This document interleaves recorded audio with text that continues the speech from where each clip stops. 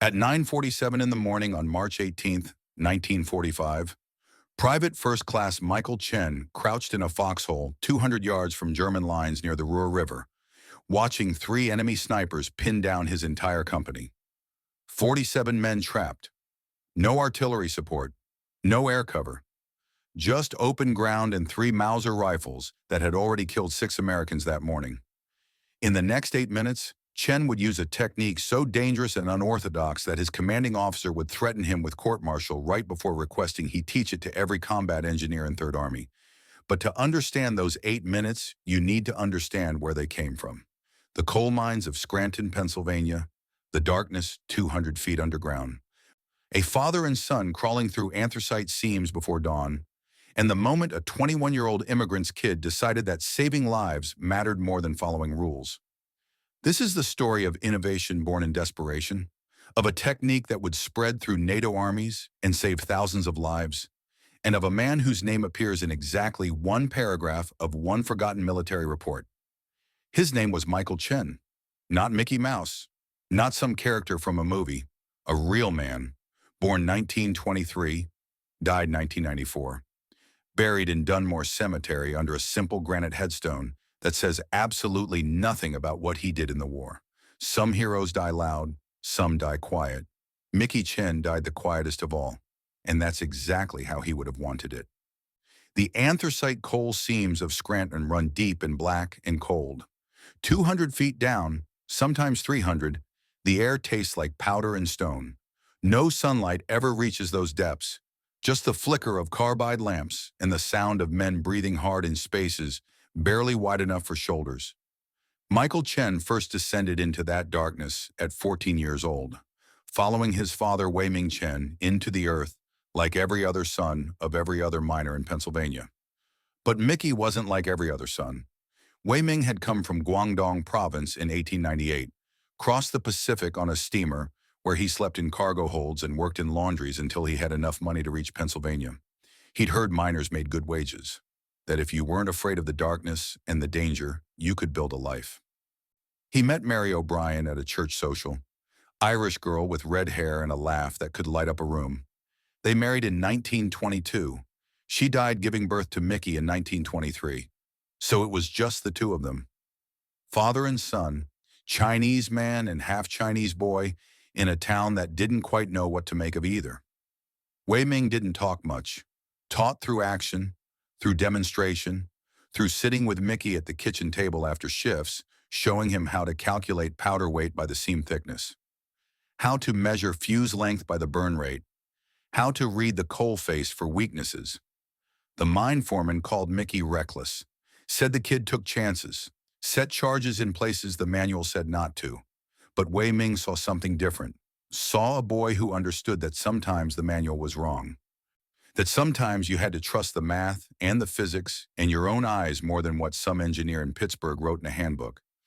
By 16, Mickey could set a blasting charge with his eyes closed, could calculate the exact amount of powder needed to crack a seam without bringing down the ceiling, could throw a rock 60 feet in complete darkness and hit a rat 9 times out of 10.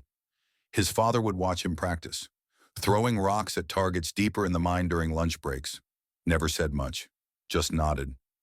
Once, Wei Ming told him, "Rules written by men who never crawled in darkness, Mickey. You trust your math, you trust your hands, you keep men alive." Mickey didn't know it then, but those words would echo through his entire life, through 3 years of war, through 47 men crossing a river, through everything that mattered. December 7th, 1941. Mickey was working a charge 200 feet down when someone shouted that the Japanese had attacked Pearl Harbor. He rode the elevator up, stood in the cold Pennsylvania sunlight listening to men argue about what it meant, whether America would fight, whether it was even real. Mickey went home that night, sat with his father at the kitchen table. Wei Ming was 56 years old by then, worn down by decades of breathing coal dust, but his hands were still steady. "I'm going to enlist," Mickey said. Wei Ming looked at him for a long moment, then nodded once.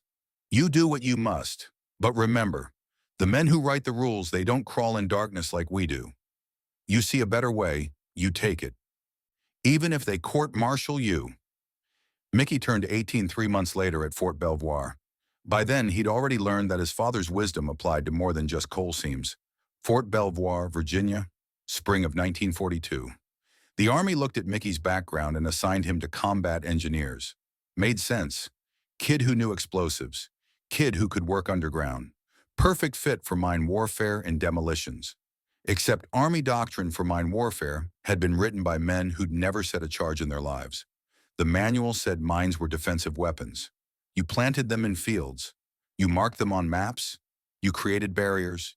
You waited for the enemy to walk into them. Static. Predictable. Passive. Mickey watched the instructors demonstrate proper minefield layout. Perfect spacing. Precise patterns. Everything by regulation. And he thought about German officers looking at aerial photographs, seeing those perfect patterns, routing around them. But you didn't question the manual. Not in basic training. Not as a private. So Mickey kept his mouth shut and learned the doctrine and practiced the techniques that felt wrong in his bones. He met James Kowalski on the second day. Jimmy was 19 from Pittsburgh, Polish family with 4 younger sisters. The kid talked about cars constantly, about the garage he wanted to open after the war, about fixing Fords and Chevrolets and making an honest living with his hands. They bunked next to each other, became friends in that easy way young men do when they're far from home and scared and trying not to show it. Jimmy had photographs of his family, showed them to Mickey every night before lights out. His mother, heavy and kind-looking, his father, thin and serious, and his 4 sisters, ranging from 18 down to 12. The youngest was Sophie, 12 years old with braids and a gap-toothed smile and eyes that looked too big for her face. Jimmy talked about her constantly, how she was the smartest one in the family, how she wanted to be a teacher, how she wrote him letters in careful handwriting about school and her friends and how much she missed him. Mickey taught Jimmy how to calculate blast radius by feel, how to estimate powder weight, how to read the grain of explosives. Jimmy taught Mickey about carburetors and timing belts and how to fix an engine with nothing but wire and hope. They shipped out together. Crossed the Atlantic on a transport where they slept in hammocks stacked 4 high and puked into buckets when the seas got rough. Hit England in January of 1944. Trained for 5 more months. Got assigned to the same unit, 23rd Combat Engineer Battalion, 3rd Army, June 6, 1944. Utah Beach. Mickey remembered the ramp dropping, the sound of machine gun fire, the cold water, the bodies floating. Jimmy beside him, face white, lips moving in what might have been prayer. They survived, made it to the seawall, spent the next week clearing obstacles and laying pontoon bridges and doing all the unglamorous work that lets armies move forward. Through France, through Belgium, watching the Army's mine doctrine fail over and over. Watching Germans root around perfectly laid minefields because the patterns were predictable. Watching combat engineers die clearing paths that didn't need clearing if someone would just think differently. Mickey started sketching in a notebook, angles, trajectories, physics problems. Jimmy would catch him at it sometimes, late at night by flashlight. You planning something crazy, Mick? Not yet, but soon. They crossed into Germany in February of 1945. The war was ending, but nobody told the Germans. Every mile cost blood. Every village was a fortress. Every farmhouse hid snipers. And the doctrine kept failing. Sergeant Michael Brennan died on February 12, 1945, outside Duren. 35 years old, veteran of North Africa, by the book in every way that mattered. The kind of NCO who believed regulations existed because they kept men alive. Mickey was part of Brennan's squad that day. They had orders to lay a minefield on the approach to a crossroads. Textbook placement, proper spacing, everything according to field manual specifications. Mickey watched Brennan work, watched him measure the distances precisely, mark each mine location on the map, do everything right according to doctrine. And Mickey thought, the Germans are going to see this pattern from 500 yards. They'll route around it or probe it and bypass it, and this whole field will be useless. He didn't say it out loud. You didn't question an NCO's methods, especially not Brennan. German mortars opened up at 11:32 in the morning. The first round landed 30 yards short. The second landed 10 yards long. The third landed dead center of where they were working. Brennan took shrapnel through the chest and both legs, died in the mud still holding the mine he'd been about to plant. 3 other engineers were wounded. The field was half finished and completely useless. Mickey helped carry Brennan's body back to the rear, helped wrap it in a tent half, helped load it onto a truck. The sergeant's blood soaked into Mickey's uniform and stayed there for 3 days until he finally got a chance to wash. That night, Mickey wrote in his notebook, "Brennan died following the manual. For what?" 11 days later, Corporal Hector Martinez died the same way. Different location, same doctrine. Martinez was 22, from San Antonio, good with his hands, talented engineer who could defuse a mine faster than anyone in the battalion. February 23rd, he got orders to clear a path through a German minefield so infantry could advance. Standard procedure, probe with a bayonet, inch by inch.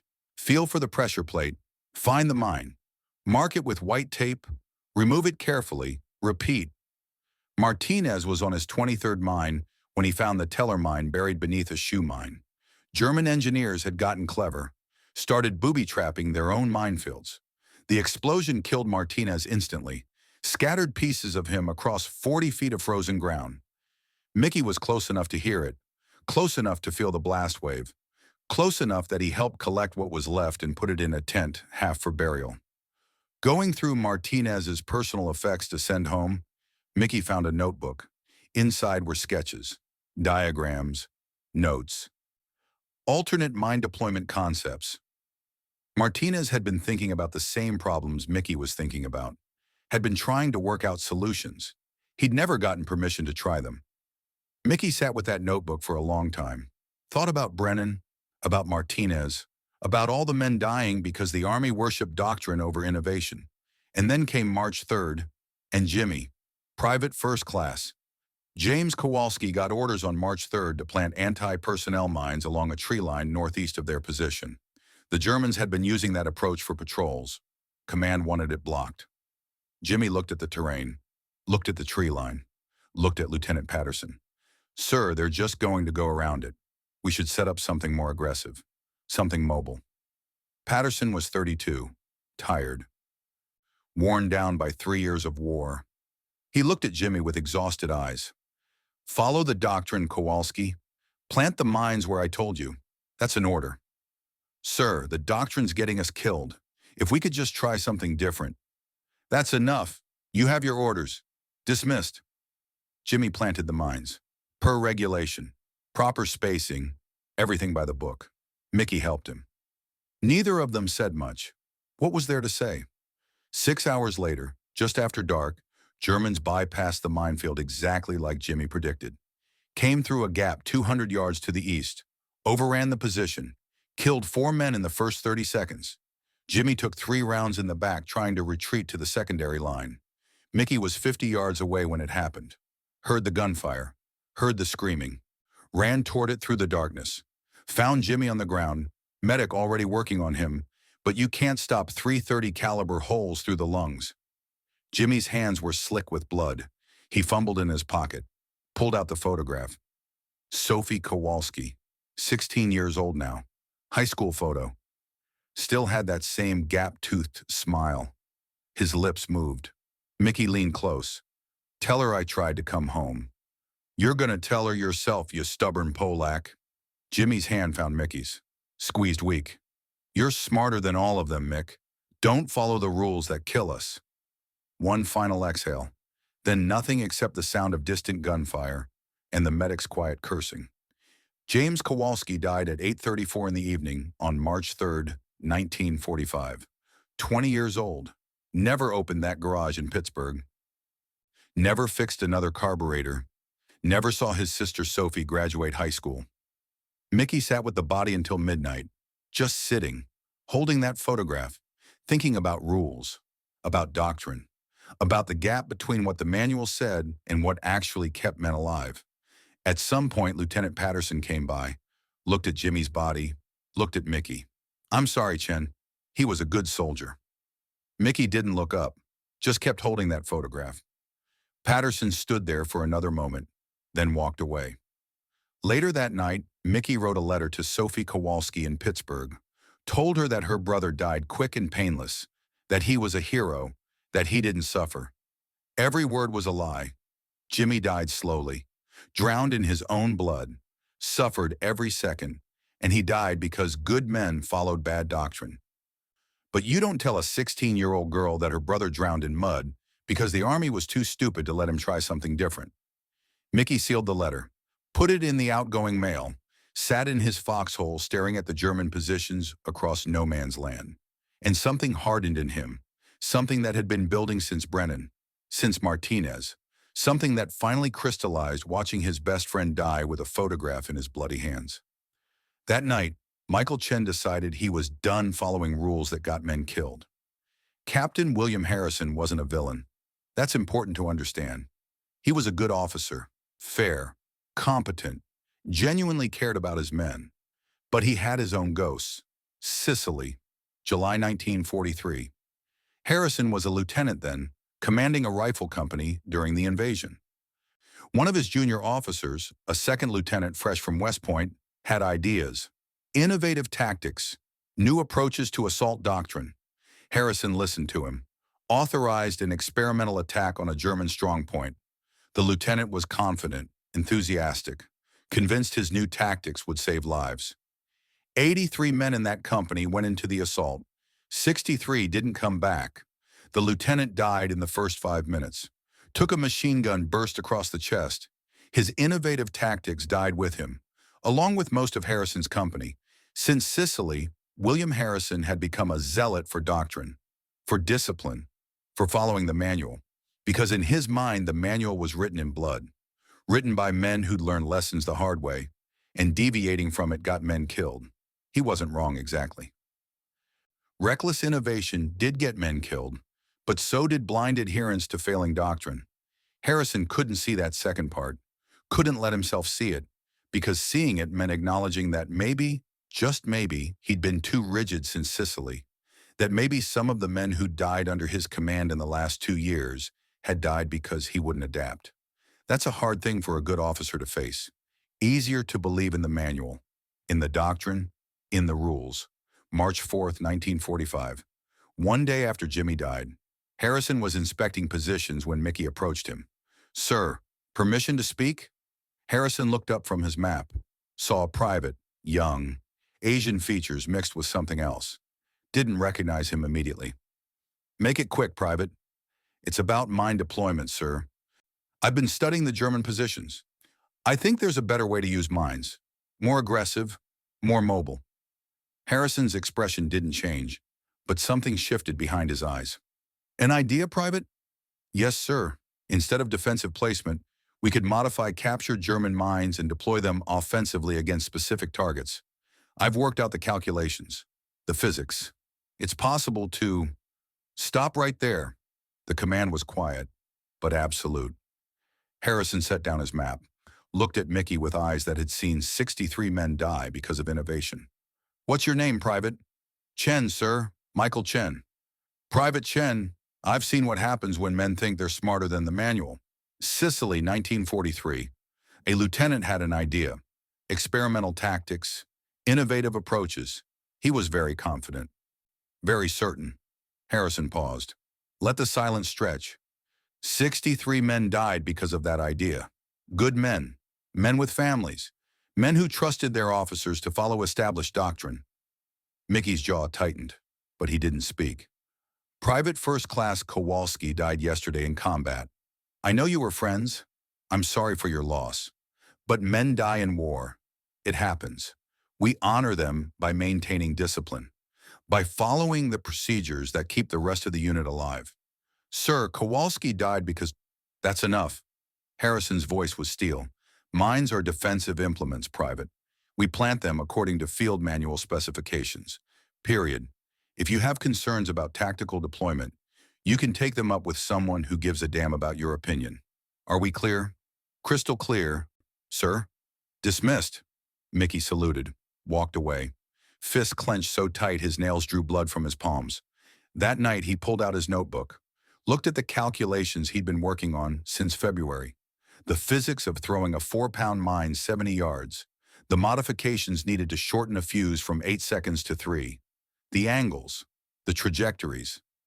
He thought about Harrison, about Sicily, about 63 men dying because of reckless innovation. But he also thought about Brennan and Martinez and Jimmy, about men dying because they followed doctrine that didn't work. And Mickey realized something. Harrison was stuck, paralyzed by his trauma, unable to see that the manual was failing as badly as reckless innovation had failed in Sicily. Someone had to break the paralysis. Someone had to prove that innovation didn't have to be reckless. That calculated risk, based on solid physics and careful planning, could save lives instead of spending them. For the next 13 days, Mickey worked in secret, practiced throwing weighted rocks at night, refined his calculations, studied the German positions, waited for the right moment. That moment came on March 17th, evening briefing. Officers and NCOs gathered around a map. Lieutenant Patterson pointing at enemy positions. 3 confirmed sniper positions, 2 in that farmhouse at 200 yards, 1 in the church bell tower at 280. They've got clear sight lines across our entire front. We've lost 6 men to them this week. Captain Harrison studied the map. Artillery? Not available, sir. Divisions conserving shells for the main push. Air support? Negative. Weather's too bad for close air support. A sergeant spoke up. Sir, we're ordered to advance tomorrow at 0900 regardless? That's correct. Sir, with respect, that's a death sentence. We'll lose half the company crossing that open ground. Harrison's jaw tightened. I'm aware of the risk, Sergeant, but unless someone can drop artillery on those positions without bringing the entire German line down on us, we don't have options. Silence. Men looking at the map, knowing what tomorrow would cost. Mickey stood up in the back. Sir, I might have an option. Every head turned. Harrison's eyes found him, narrowed. Chen, unless you've developed the ability to fly, sit back down. I can neutralize those positions, sir. The snipers. Tonight. The silence that followed was absolute. Lieutenant Patterson stared at him. The sergeant stared at him. Harrison stared at him with an expression that was equal parts disbelief and anger. Explain yourself, Private. Mickey did. Not all of it. Not the part about modifying fuses or the months of calculation. Just enough to make them understand the basic concept. Modified German mines, shortened fuses, manual deployment via throw, approach under darkness, eliminate the positions before dawn. When he finished, Harrison looked at him for 10 long seconds. That's the single most reckless thing I've ever heard. Yes, sir. You'll be killed in the attempt. Maybe, sir. And if you somehow survive, I'll have you court-martialed for destroying military property and violating engagement protocols. Understood, sir. Another silence. Men waiting to see what Harrison would do, whether Sicily's ghost would win, whether doctrine would prevail. Then Harrison did something Mickey didn't expect. He smiled, just slightly, just enough to show that somewhere under the trauma and the rigid discipline, there was still an officer who remembered what it meant to take calculated risks. You have until 0400 hours, Chen. If those positions aren't neutralized by dawn, you'd better hope the Germans kill you before I do. Mickey saluted, walked out of the briefing, heart pounding, hands steady. In 8 hours, he would either save 47 lives or die trying. And either way, the doctrine was about to change. I'll craft a narrative that builds intense emotional tension through strategic sensory details and veteran-focused technical precision. The story will leverage multiple climactic moments at the farmhouse and church tower, creating unexpected twists that keep the 60-plus male audience deeply engaged. Each sequence will include precise operational details that resonate with military experience while maintaining a cinematic, immersive prose style. The narrative will strategically place pattern interrupts and emotional peaks to maximize story retention, with carefully constructed call-to-action moments that pull the reader deeper into the unfolding mission. Technical accuracy combined with visceral sensory descriptions will transform each scene into a living, breathing experience that feels simultaneously authentic and dramatically compelling. At 11:15 that night, Mickey Chen walked toward the supply depot alone. The March air was cold enough to see breath, cold enough to make fingers stiff, but Mickey's hands weren't shaking from temperature. They were shaking because what he was about to do violated every regulation in the Army Field Manual. And if he made one mistake, he wouldn't live long enough to face the court-martial. The depot sat at the edge of the company area. Just a wooden structure with a canvas roof, no guards. Nobody thought twice about combat engineers accessing equipment at odd hours. Half the work happened at night anyway. Inside, captured German ordnance sat in wooden crates near the back, poorly organized, mostly forgotten. The kind of stuff that gets picked up during advances and left to gather dust because nobody quite knows what to do with it. Mickey found what he needed in the third crate. 4 shoe mines, German shoe mines. The shoe mine 42 was a masterpiece of efficient design, 8 inches in diameter, wooden pressure plate on top, just 4 pounds total weight, but packed with enough TNT to blow a leg off at the knee or collapse a bunker entrance if placed right. He lifted the first one out carefully, examined it in the dim light from his hooded flashlight. The fuse housing was on the bottom. Standard ZZ-42 igniter. Pull the cord and you had 8 seconds before detonation. 8 seconds was fine if you were laying mines in a field and walking away. 8 seconds was useless if you wanted to throw the mine at a target. Mickey pulled out his wire cutters. His hands remembered this. Not from the army, from the coal mines. From sitting with his father at 14 years old, learning to trim fuse cord to exact lengths. Wei Ming's voice in his head. Too long, the charge wastes itself. Too short, you die. You measure twice, you cut once. You trust your math. The regulations were explicit about this. Never tamper with explosive devices. Never modify fuses. Never adjust detonation mechanisms outside authorized facilities with proper supervision. Mickey thought about Jimmy Kowalski, about a photograph of a 16-year-old girl who would never see her brother again, about 47 men who might die tomorrow if those sniper positions weren't neutralized. He cut the fuse. The work was delicate. The powder train inside the fuse cord burned at a specific rate, roughly 1 second per inch, give or take variations in powder density and humidity. A standard 8-second fuse was about 8 inches long. Mickey needed 3 seconds, maybe 3.5 to account for the throwing time.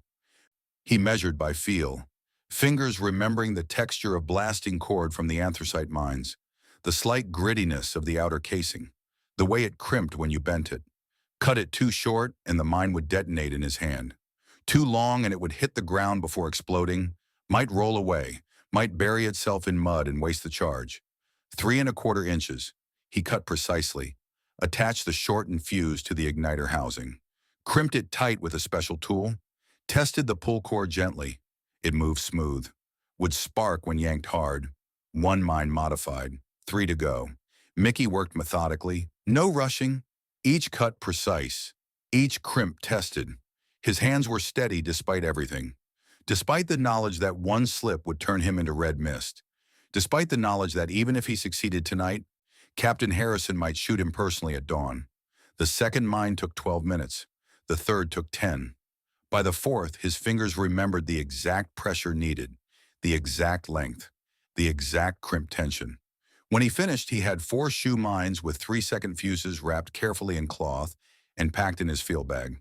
He also had powder residue under his fingernails and the chemical smell of TNT in his nostrils. He checked his watch. 11:47. He'd been in the depot 32 minutes. Nobody had come by. Nobody had seen him.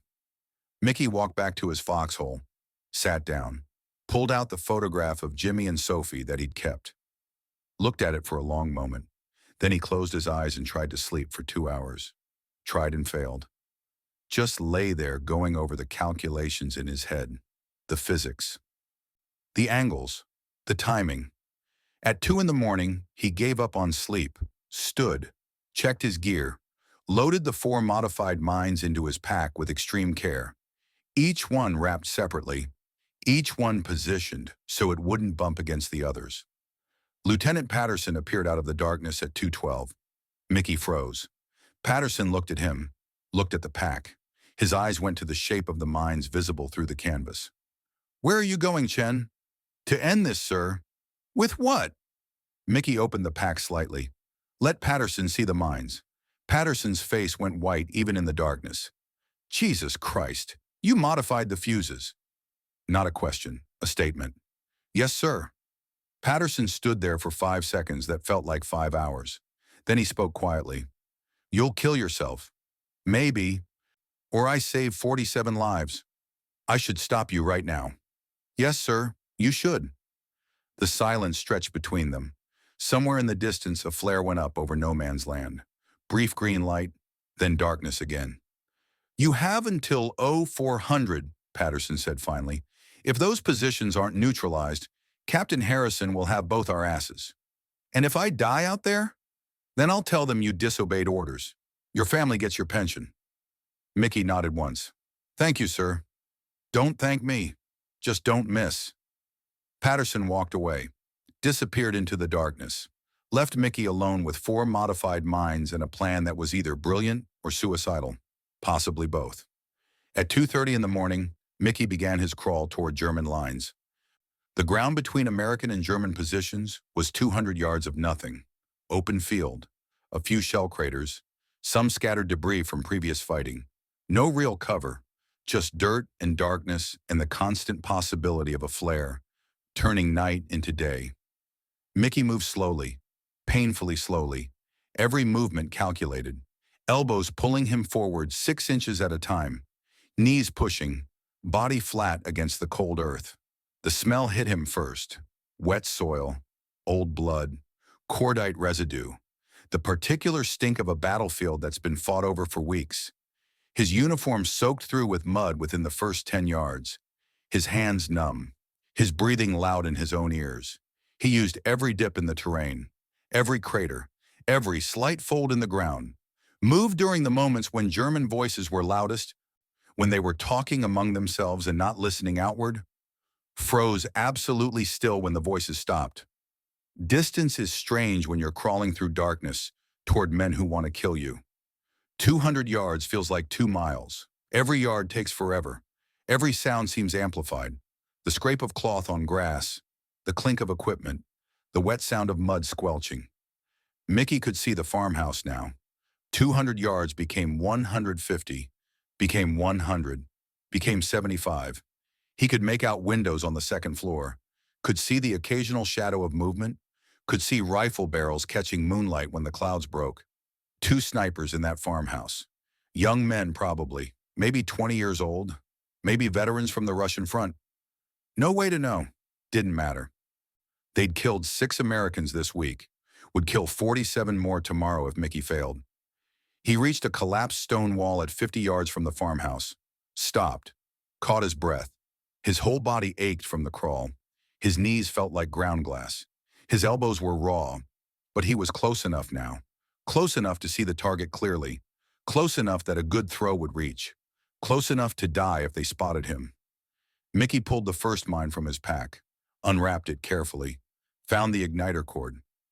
His heart hammered against his ribs, not from fear, from anticipation, from knowing that the next 30 seconds would either validate 3 months of calculations or prove him spectacularly wrong. He struck the igniter cord against a rough stone. It sparked, caught, started burning with that particular hiss of fast-burning powder. 3 seconds. Mickey stood, exposed, visible. If anyone in that farmhouse looked down right now, he was dead. His arm cocked back. 20 years of muscle memory. Throwing rocks at rats in mine shafts at 14. Playing baseball in high school. The physics ingrained in bone and tendon. He focused on the second-floor window. Calculated the arc. 70 yards horizontal, 20 feet vertical. 4-pound weight. Slight wind from the west. Adjust trajectory 3 degrees right. He threw. The mine spun through the darkness. A black shape against a black sky. For one terrible half-second, Mickey thought he'd miscalculated, that it would fall short, that 3 months of work would end in failure. Then it disappeared through the window. 2.7 seconds of flight time. The explosion was massive, far louder than Mickey expected, brighter, more violent. The entire second floor of the farmhouse erupted outward. Wooden beams splintered into flying shrapnel. Stone cracked. Fire bloomed from both windows simultaneously, fed by old timber and whatever ammunition the Germans had stored up there. Voices screamed in German. Someone shouted orders. Boots running on wooden floors. Mickey was already moving, already pulling the second mine from his pack, already igniting the fuse. No time to think, no time to process. Pure action now. The adjacent window, the second sniper position. He could see movement there. Someone trying to understand what had just happened, trying to see through smoke and fire. Mickey threw again. This one was perfect. Sailed through the window like a fastball crossing the plate. Detonated inside the room with that same massive blast. The second explosion finished what the first started. The roof collapsed inward. The entire structure groaned. Fire spread fast through the old building, climbing walls, finding wood. No more shooting from the farmhouse. No more movement in those windows. Just fire and smoke and the sound of burning.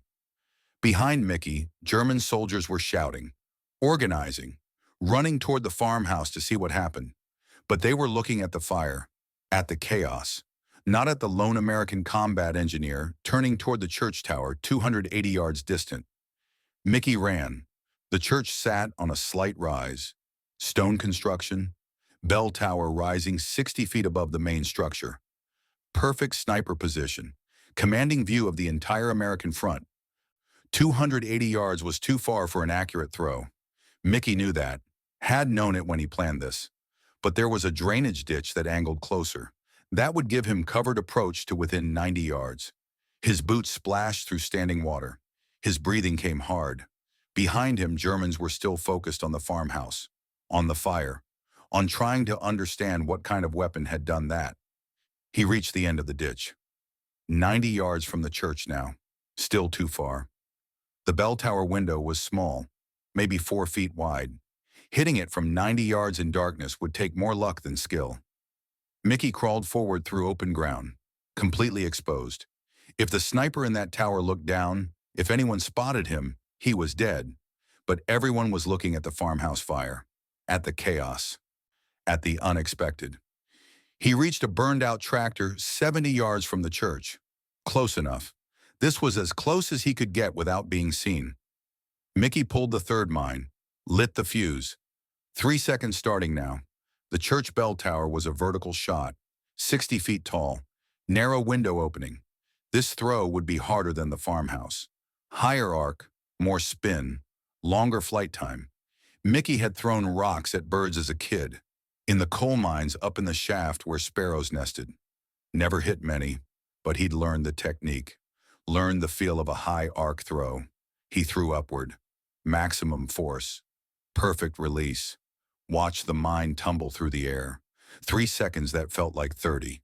Rising, arcing, falling, threading toward that narrow window opening. It went through. The explosion blew out all 4 sides of the tower simultaneously. The bell itself rang once, a broken, discordant sound, then crashed down through the church roof with a noise like the end of the world. Flames erupted from the tower opening. The stone structure cracked. The entire top of the tower collapsed inward. The sniper never fired again, never even knew what hit him. Mickey stood there in the darkness, breathing hard, watching 3 fires burn. Farmhouse, church, the night sky orange with reflected light. 3 positions, 3 throws, 3 successes. Then he heard footsteps behind him. Mickey spun, reached for his carbine. Expected German soldiers, expected to die right here after succeeding, expected everything except what he actually saw. Lieutenant Patterson, Captain Harrison, 4 other American soldiers. All of them staring at the burning buildings with expressions somewhere between shock and disbelief. Harrison's face was completely unreadable. Patterson spoke first. "Chen, what in the actual hell did you just do?"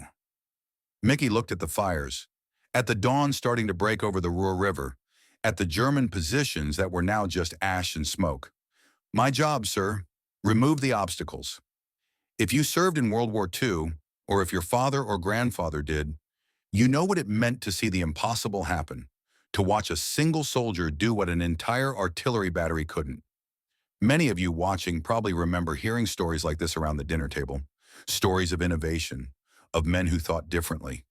If you have those stories, share them in the comments. These memories matter. This history matters.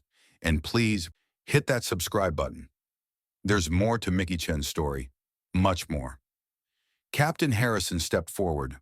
For a long moment, he said nothing, just looked at Mickey, then at the fires, then back at Mickey. His face showed the war happening inside him, the trauma from Sicily fighting against the evidence of his own eyes, the doctrine he'd clung to for 2 years crumbling against the reality of 3 destroyed enemy positions. When he finally spoke, his voice was carefully controlled. Sergeant Williams, make a note. Private Chen reports to battalion headquarters at 0700 hours. We need to discuss his methodology. Mickey's stomach dropped. Here it came. The court-martial, the charges, the punishment for breaking every rule. But Patterson was grinning, actually grinning. Begging the captain's pardon, sir.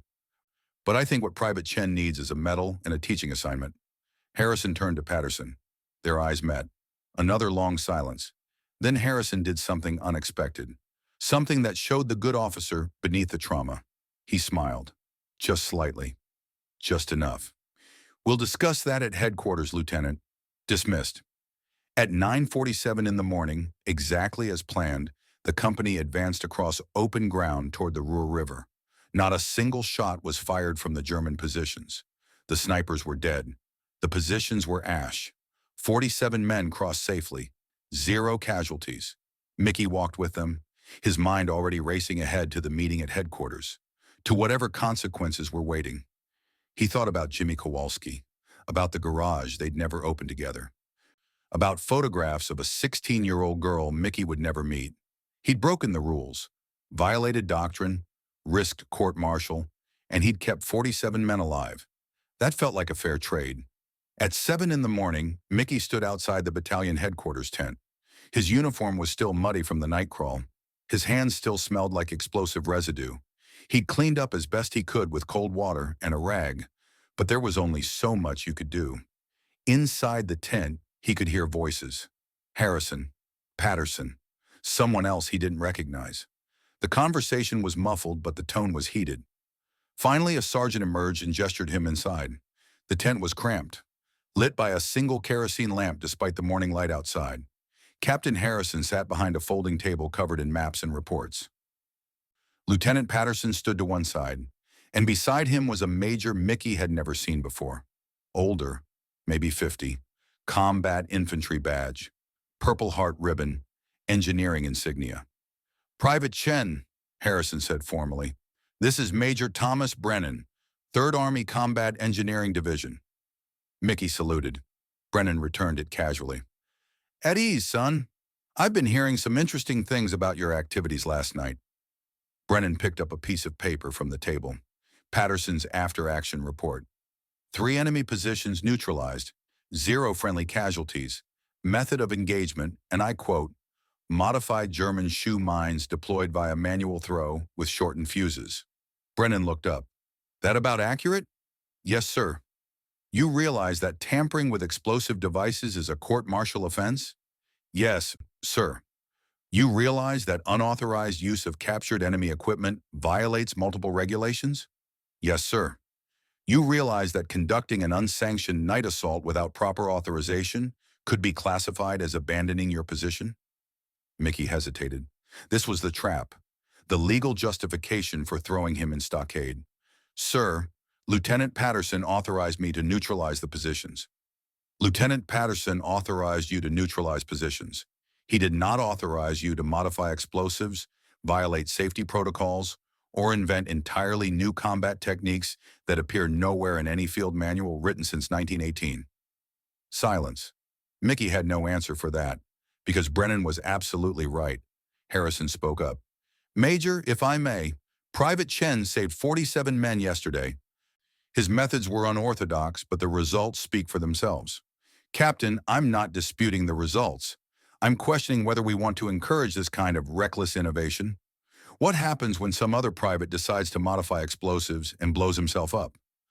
What happens when someone tries this technique without Chen's apparent skill and kills friendly forces? Patterson cleared his throat. Sir, with respect, we've been using the same mine warfare doctrine since the Great War. Static deployment, defensive positioning, predictable patterns. The Germans have figured us out. They avoid our minefields. They bypass our defensive positions. Maybe we need some reckless innovation. Brennan was quiet for a moment. He looked at Mickey again, studying him. Where'd you learn to throw like that, son? Scranton coal mines, sir. Used to throw rocks at rats. Played some baseball in high school. And the explosive modification. Where'd you learn that? Same place, sir. Setting demolition charges in mine shafts. You learn to calculate fuse times pretty carefully when the ceiling's about to come down on your head. Brennan nodded slowly. His expression shifted. Something changed behind his eyes. My father was a coal miner, he said quietly. Anthracite country, Pennsylvania. He died in a collapse when I was 12. Cave in because the company foreman insisted they follow the blasting manual, even though my father told him the seam was unstable. The tent went very quiet. My father understood something the foreman didn't, that sometimes the manual is wrong, that sometimes you have to trust the man who knows the darkness. Brennan looked at Harrison, then at Patterson, then back at Mickey. Gentlemen, I'm going to make a decision that will probably get me reprimanded by division command. He stood up, straightened. Captain Harrison, you are not going to court-martial Private Chen. You are going to promote him to corporal and assign him to training duties immediately. Harrison blinked. Sir? We're losing this war on innovation, Captain. The Germans have better tactics, better coordination, better adaptation. We're following doctrine written when nobody had seen a tank or a combat aircraft. If we want to win, we need men who think like Corporal Chen here. Men who see problems and solve them instead of waiting for some staff officer in Paris to update the manual. He turned to Mickey. Here's what's going to happen, Corporal Chen. You're going to spend the next 2 weeks teaching your technique to every combat engineer in 3rd Army. You're going to demonstrate it. You're going to train them on fuse modification, throwing technique, target selection, and you're going to document everything so we can write it into official doctrine. Mickey felt like the ground had shifted beneath him. Sir, I'm not a teacher. You're a coal miner who figured out how to kill 3 enemy snipers with captured mines and a good throwing arm. That makes you more qualified than half the instructors at Fort Belvoir. Brennan headed for the tent exit, paused at the flap. One more thing, Corporal. Don't ever modify explosives without proper authorization again. If you have ideas about new techniques, you bring them to Lieutenant Patterson first. If you freelance like this again, I will personally ensure you spend the rest of the war cleaning latrines in Casablanca. Clear? Crystal clear, sir. Brennan left. The tent flap fell closed behind him. Harrison looked at Mickey with an expression that was equal parts annoyance and grudging respect. Dismissed, Corporal. Get that training document written. Mickey saluted, walked out into the morning sunlight, his head spinning, not court-martialed, promoted, teaching. He looked at his hands. Still smelled like explosives. Still had powder residue under the nails. Thought about Jimmy, about the last thing his friend had said. Don't follow the rules that kill us. Mickey had broken the rules, and somehow, impossibly, he was still here. He pulled out the photograph. Jimmy and Sophie. Looked at it for a long moment. I did it. Jim, he whispered, broke every damn rule, and they're making me teach it. Somewhere, he thought, Jimmy Kowalski was probably laughing. The story was just beginning. 2 weeks became 4. 4 weeks became 6.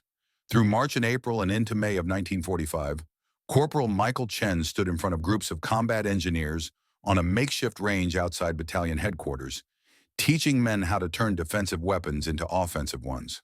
The first session was March 22nd. 23 engineers assembled, most of them older than Mickey, most of them skeptical. A 21-year-old kid with Asian features was going to teach them something the Army hadn't figured out in 3 years of war? The doubt showed on their faces. Lieutenant Patterson introduced him. Corporal Chen neutralized 3 enemy positions 72 hours ago. 3 throws, 3 hits, 0 friendly casualties. I suggest you listen to what he has to say. Mickey stood in front of them, feeling every bit as young and uncertain as he actually was. These were men with years of combat experience, men who'd been setting charges and clearing minefields since North Africa. Who was he to teach them anything? But then he thought about Jimmy, about Brennan and Martinez, about the farmhouse and the church tower, about 47 men who walked across open ground without being shot. He began. The shoe mine weighs 4 pounds. Standard fuse gives you 8 seconds from ignition to detonation. That's fine for laying mines in a field. It's useless for hitting a target. He held up a captured German mine, showed them the fuse housing. You need 3 seconds, maybe 3.5. That gives you time to throw, time for the mine to reach the target, time for it to detonate on impact or just before. One of the engineers, a corporal from Boston named James Donnelly, spoke up. How do you know it won't blow up in your hand? Because you measure twice and cut once. Because you trust the physics. Because you practice with dummy charges until you know exactly what 3 seconds feels like. Mickey demonstrated the fuse modification, step by step, explaining the burn rate of the powder train, the importance of the crimp, the safety protocols, how one wrong cut meant losing your hand or worse. Then he showed them the throwing technique. Set up a mock window 70 yards away, lit a modified mine, low powder training charge, threw it. The mine arced through the air, spun end over end, dropped through the window opening, detonated with a sharp crack, direct hit. The skepticism evaporated. You could see it happen. See the moment these experienced combat engineers realized this crazy kid had actually figured something out. Donnelly asked, "Can you do that again?" Mickey did it again. 68 yards this time. Another direct hit. If I can do it, you can do it. It's just physics and practice. They started taking notes. The training wasn't easy. The technique required precision that most men didn't have naturally. Required practice, required patience. Day 3, Private Eddie Russo from Brooklyn cut a fuse too short. The mine was a dummy charge, low powder for training, but it still detonated in his hand during a practice throw. Burned his palm, scared him badly enough that he almost quit. Mickey worked with him individually that night, showed him the measurement technique again, made him practice on dead fuses 20 times before trying another live one. This is why we practice with training charges, Mickey said. Better to learn the lesson now than in combat. Russo got it right the next day. His first successful throw traveled 62 yards and hit within 3 feet of the target. He grinned like a kid who just hit his first home run. By day 10, 23 engineers could modify fuses safely. By day 14, 18 of them could throw accurately at 50 yards. By day 20, 12 could hit targets at 70 yards with reasonable consistency. Corporal Donnelly was the best. Boston Irish, 25 years old, hands like a bricklayer. He could hit a window opening at 80 yards 3 times out of 3. Mickey made him an assistant instructor. Sergeant Paul Martinez struggled. No relation to the Hector Martinez who died in February, but the name haunted Mickey every time he said it. This Martinez was from Texas, 28, strong as an ox but couldn't get the release timing right. Threw too hard, too flat. The mines would sail past the target or fall short. Mickey worked with him after hours. It's not about strength, it's about the arc, about letting physics do the work. Martinez improved slowly. By the end of the first month, he could hit at 60 yards. Not great, but good enough to be useful. The nightmares started in week 2. Mickey would lie in his bunk and see the farmhouse exploding, see the church tower collapsing, see faces in those windows, young faces, German boys who'd never go home. He'd killed 3 men. Maybe more if there had been others in those buildings. Killed them efficiently, professionally, without hesitation. In the coal mines, his father had taught him that sometimes you had to break rules to keep men alive. But Wei Ming had never said anything about what it felt like to be the one who dealt death instead of preventing it. One night, Patterson found him sitting outside at 3 in the morning, staring at nothing. "You okay, Chen?" "I killed 3 men, sir. I see their faces." Patterson sat down beside him, pulled out a cigarette, offered one to Mickey. Mickey didn't smoke, but took it anyway. "You also saved 47, Patterson said. "That's the math that matters. Does it balance out?" "I don't know, son. But what you're teaching now, that's going to save hundreds more, maybe thousands. That has to mean something." Mickey wasn't sure it did, but he kept teaching anyway. Because what else could he do? Jimmy was still dead. Brennan and Martinez were still dead. The only way to honor them was to make sure their deaths meant something, to make sure other men didn't die the same way. By April 30th, 48 combat engineers had been trained in the technique. By May 7th, the number had grown to 63. The word spread through informal channels, engineer to engineer, company to company, battalion to battalion. Men who'd watched friends die to enemy positions they couldn't reach suddenly had a new tool, a way to fight back, a way to take the initiative instead of just reacting. And they used it. April 9th, Corporal James Donnelly deployed with his unit near Kassel. A German MG-42 machine gun nest had pinned down two entire companies in a valley. Artillery couldn't reach it. The position was too well protected. Infantry assaults had failed twice with heavy casualties. Donnelly approached under cover of darkness, got within 70 yards, used Mickey's technique, 3 throws, 3 modified shoe mines, 3 direct hits. The machine gun nest ceased to exist. 36 men crossed the valley safely the next morning. 0 casualties. Donnelly's after-action report mentioned innovative mine deployment as per recent training protocols, 3 sentences in a 5-page document. But the word spread anyway. April 23rd. Sergeant Paul Martinez, the one from Texas who'd struggled so much in training, destroyed a fortified German observation post near Leipzig. The post had been directing artillery fire on American positions for 3 days, cost them 17 casualties and prevented any advance in that sector. Martinez got within 80 yards, 2 throws, both direct hits. The observation post and everyone in it disappeared in fire and smoke. German artillery coordination collapsed. The sector went quiet. American forces advanced 2 miles that afternoon. Martinez wrote Mickey a letter. "Your technique saved my whole battalion. We'd still be stuck in that valley if not for what you taught us. Thank you." Mickey read the letter 3 times, tried to feel pride, mostly felt tired. May 2nd, Private Eddie Russo, the kid from Brooklyn who'd burned his hand in training, took out a sniper position in a bombed-out factory outside Dresden. The sniper had killed 11 Americans over 3 days, made that sector of the line essentially impassable during daylight. Russo approached at dawn, single throw, 75 yards, perfect accuracy. The sniper never fired again. Russo's report was brief. Enemy sniper position eliminated via unconventional ordnance delivery. That's all it said. No mention of Mickey. No mention of the training. Just results. The reports kept coming. Success after success. By the end of April, Mickey had documentation of 30 confirmed enemy positions neutralized using his technique. Estimated American lives saved, over 200. And those were just the ones he knew about. How many others had used it and never filed a report? The Germans noticed. May 7th, 1945. Intelligence intercepted a German radio transmission from a Wehrmacht unit near Leipzig. The translation was rough but clear enough. Americans deploying explosives via unusual delivery method. Appears to be hand-thrown mines with impact detonation. Advise all units to avoid stationary positions with window access. Recommend increased dispersion of defensive positions.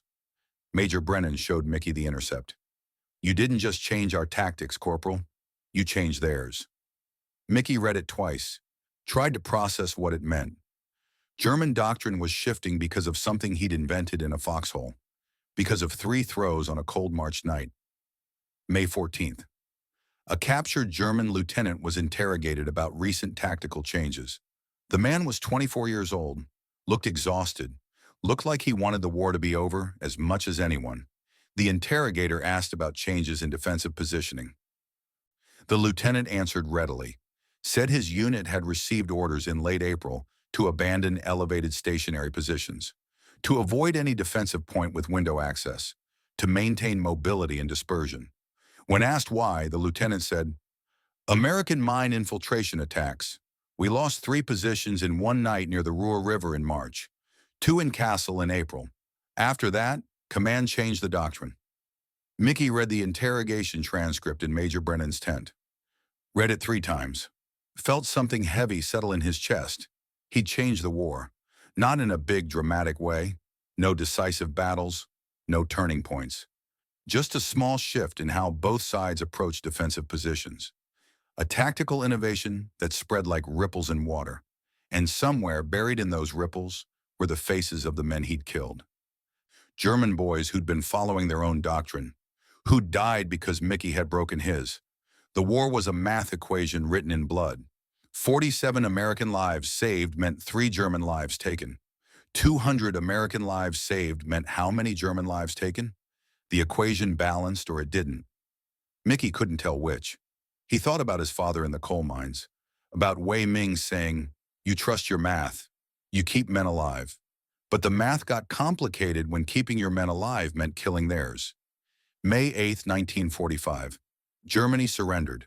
The war in Europe was over. Mickey stood in a dusty French town square with the rest of the battalion, listening to the announcement over a crackling radio. Men celebrated, cried, got drunk on liberated cognac, hugged each other and shouted and sang. Mickey sat alone on the steps of a destroyed building, thought about Jimmy Kowalski, about the garage they'd never open, about all the men, American and German, who died in the last 4 years. The celebration felt hollow. Victory was good. Peace was good. But it didn't bring anyone back. Lieutenant Patterson found him there an hour into the celebration. "You did good, Chen. Your friend would be proud." Mickey looked up. "Would he? I became a better killer. That's all." Patterson sat down beside him. "You became a saver of lives. There's a difference." "Is there?" "I think so, but I understand if you can't see it right now." They sat in silence for a while, listening to the celebration, watching the sun set over a France that was finally, truly free. "What are you going to do when you get home?" Patterson asked. "Go back to the mines. My father's getting old. He needs help." "You ever think about staying in? Army could use men like you, men who think different." Mickey shook his head. "I've done my part, sir. Time to go home." Patterson nodded, didn't argue. Just pulled out an envelope and handed it to Mickey. "From Major Brennan. Your discharge papers are being processed. Should be home by August if the point system works out. This is something extra." Mickey opened the envelope. Inside was a single-page letter on 3rd Army letterhead. Official commendation for innovative tactical development. Signed by Major Brennan and countersigned by a colonel Mickey had never heard of. The letter praised his extraordinary initiative and technical expertise, resulting in significant tactical advantage and preservation of American lives. It was dry, bureaucratic. The kind of language that stripped all the blood and fire and terror out of what had actually happened. But it was in his permanent service record, proof that he'd been more than just another combat engineer who came home. "Thank you, sir." "Thank you, Corporal. You saved a lot of lives. That matters more than any medal." They shook hands. Mickey folded the letter carefully, put it in his pack. Never looked at it again for 49 years. August 1945. Mickey Chen stepped off a train in Scranton, Pennsylvania. His father, Wei Ming, was waiting on the platform. 62 years old now, bent from decades underground, coughing from lungs full of coal dust. They embraced without words. Wei Ming had never been much for talking, just held his son for a long moment, then stepped back, looked at him. "You came back. That's all that matters." "Not everyone did." Wei Ming nodded, understood what Mickey wasn't saying, picked up Mickey's duffel bag despite Mickey's protest, walked toward the parking lot where an old truck waited. The anthracite mine gave Mickey his old job back. Blasting foreman, same position his father held, same work-setting charges in seams 200 feet underground. The pay was decent. The work was familiar.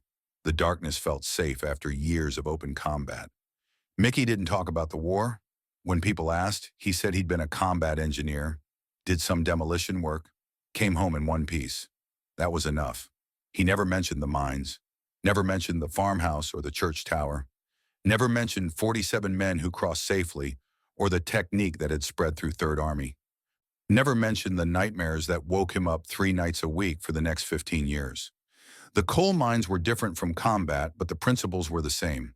Calculate the charge, trust the physics, keep men alive. Mickey was good at it, better than good. In 42 years of setting blasting charges underground, he never had an accident, never miscalculated a powder load, never brought down a ceiling or injured a man. The younger miners called him Old Careful, meant it as a compliment. Mickey found it ironic. Once they'd called him reckless, now careful, same man, different context. He corresponded with Lieutenant Patterson for a few years. Patterson wrote from Fort Belvoir where he was teaching engineering tactics, shared news about the technique spreading. Marine Corps adopted a modified version in 1954.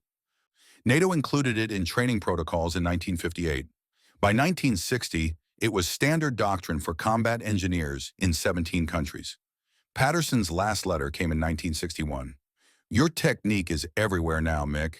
Taught at every military engineering school in the free world. But nobody knows your name. Thought you should know it mattered. Mickey wrote back. Short letter. It mattered that Jimmy didn't die for nothing. That's enough. The correspondence faded after that. Patterson retired, moved to Florida. They exchanged Christmas cards for a few years. Then even that stopped. Life moved on.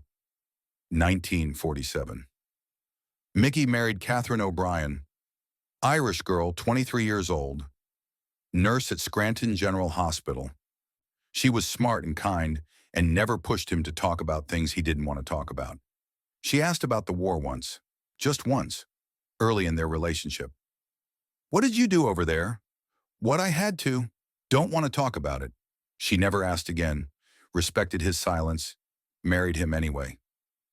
They honeymooned in the Poconos, 2 days, all they could afford, came back to a small apartment above a grocery store, built a life that had nothing to do with mines or wars or German snipers in farmhouse windows.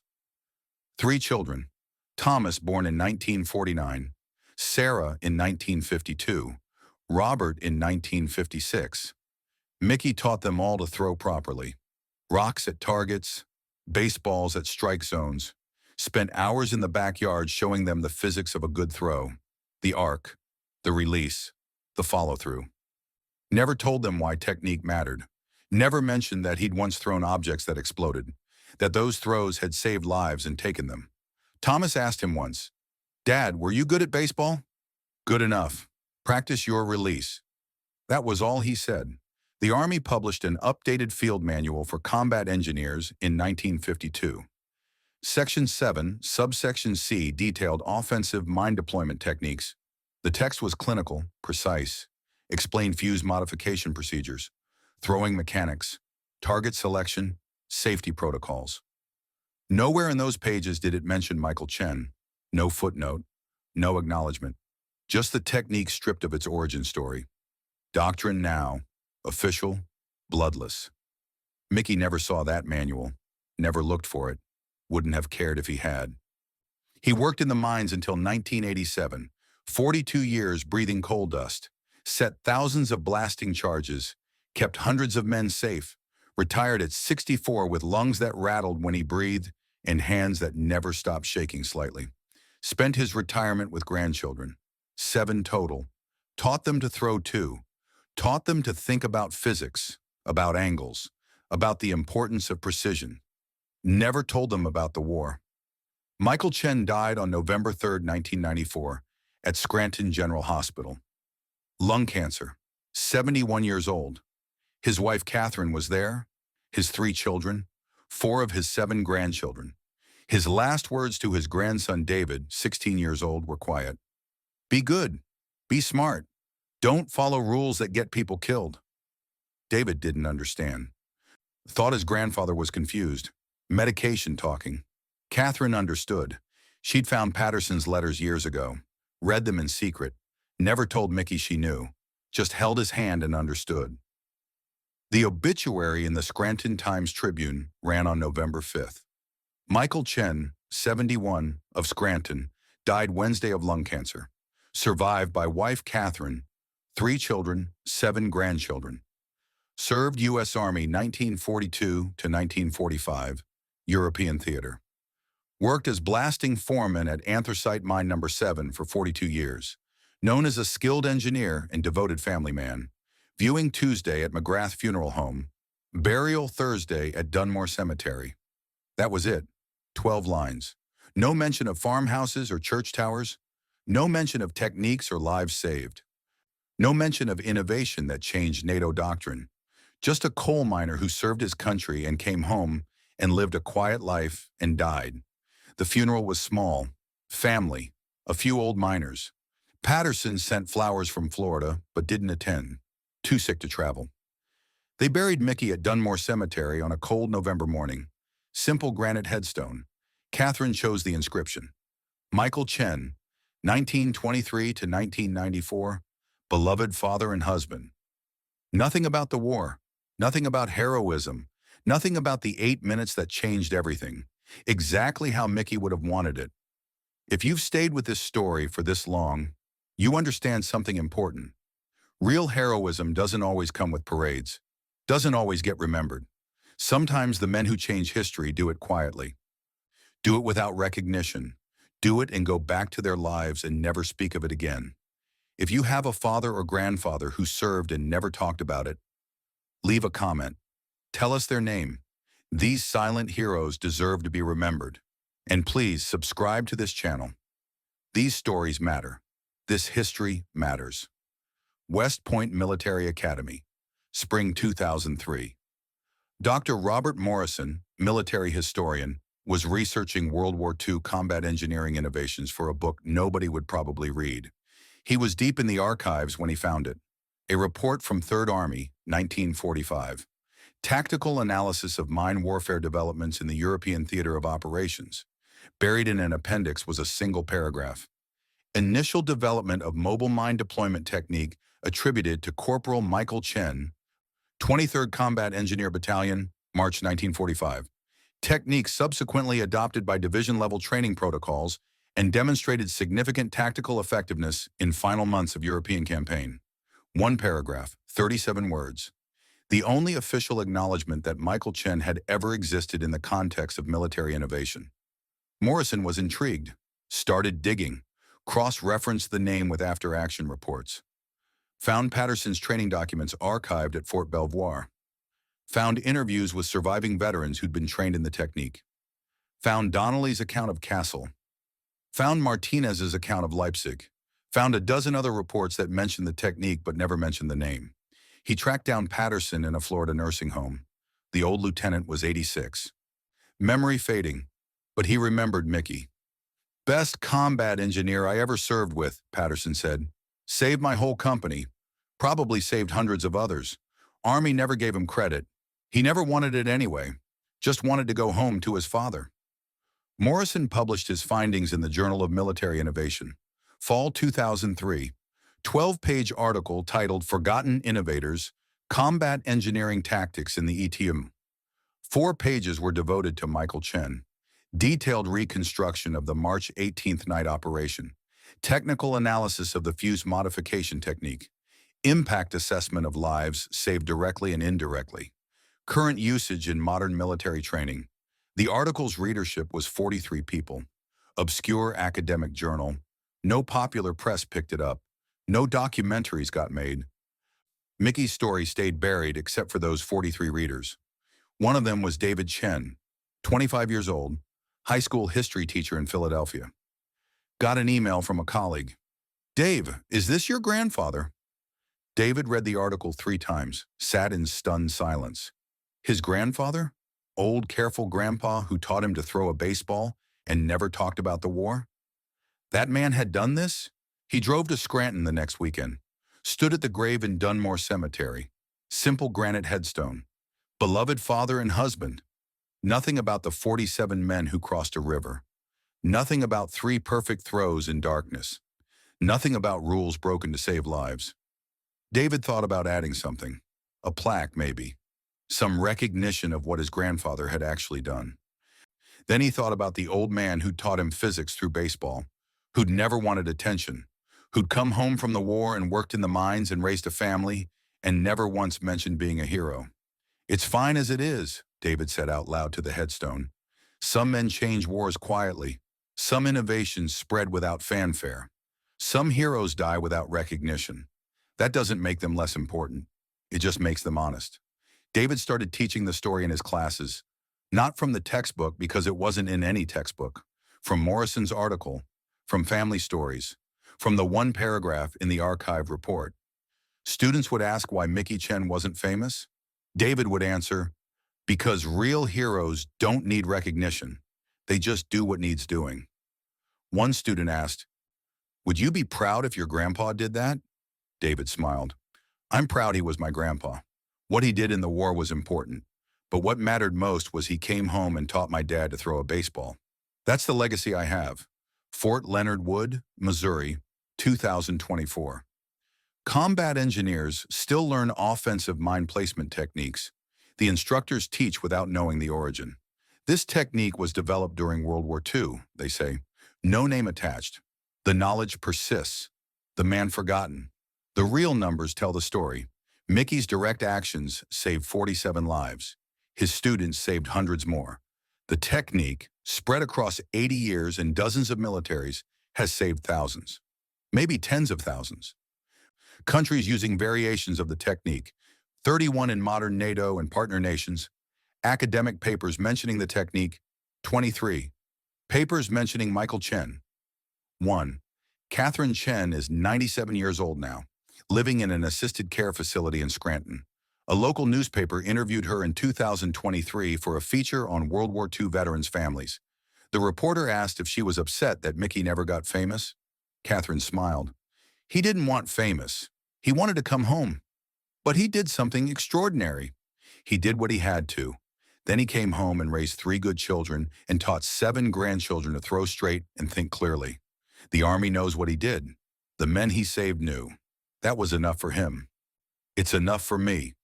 The grave at Dunmore Cemetery still has the same simple headstone. Still says Michael Chen, 1923 to 1994. Beloved father and husband. But sometimes, especially around March 18th, someone leaves a small American flag. No note, no explanation, just a flag stuck in the ground beside the headstone. From someone who knows. From someone who learned the technique. From someone whose life was saved by an innovation born in desperation on a cold March night in 1945. Mickey Chen never wanted to be a hero. He wanted to save his friends. He couldn't save Jimmy, but he saved 47 others and taught others to save hundreds more. The coal mines of Scranton don't teach military doctrine, but they teach you about pressure, about thinking fast when the ceiling's coming down, about doing what works instead of what the manual says. Mickey learned those lessons at 14, applied them at 21, lived with them for 71 years. No parades, no medals, no chapter in textbooks. Just a simple grave in Pennsylvania and a technique that still saves lives 80 years later. Some legacies are written in marble, some are written in the blood they didn't spill. Mickey's is the latter, and that's exactly how he would have wanted it.